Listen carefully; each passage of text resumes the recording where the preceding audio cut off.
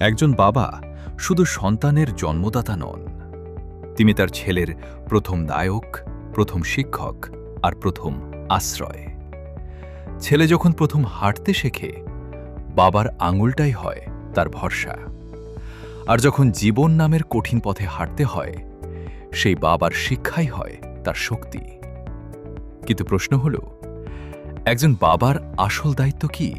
একজন বাবার সবচেয়ে বড় দায়িত্ব হল ছেলেকে শুধু বড় করা নয়, মানুষ করে তোলা।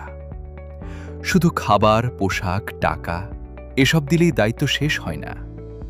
একজন ভালো বাবা তার ছেলেকে শেখান কিভাবে সত্য কথা বলতে হয়, কিভাবে অন্যকে সম্মান করতে হয়, আর কিভাবে নিজের ভুল স্বীকার করতে হয়। একজন ছেলে তার বাবার কাছ থেকেই শিখে জীবনের প্রথম নৈতিক শিক্ষা। বাবা যেমন আচরণ করেন, ছেলেও তেমনই হতে শেখে। অনেক বাবা ভাবেন টাকা রোজগার করলেই দায়িত্ব শেষ, কিন্তু সত্যটা হল ছেলের সবচেয়ে বেশি দরকার বাবার সময়। একসাথে বসে গল্প করা, তার কথা মন দিয়ে শোনা, তার স্বপ্নগুলো বুঝে নেওয়া, এসবই একজন বাবার আসল দায়িত্ব। কারণ যে ছেলে বাবার ভালোবাসা পায়, সে জীবনে আত্মবিশ্বাসী হয়। আর যে ছেলে বাবার সময় পায় না, সে বড় হয়ে একা অনুভব করে।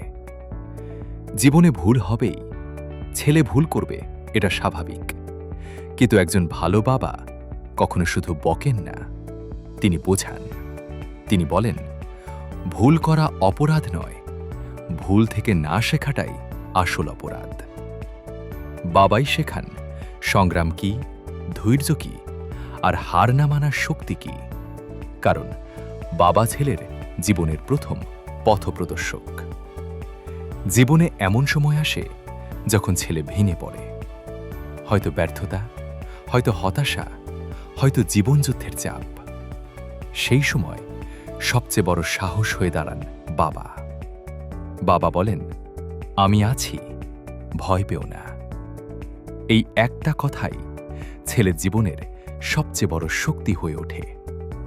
মনে রাখবেন, একজন বাবার আদর্শই ছেলের ভবিষ্যৎ করে। বাবা যদি সৎ হন, ছেলেও সৎ হবে। বাবা যদি দায়িত্বশীল হন, ছেলেও দায়িত্ববান হবে।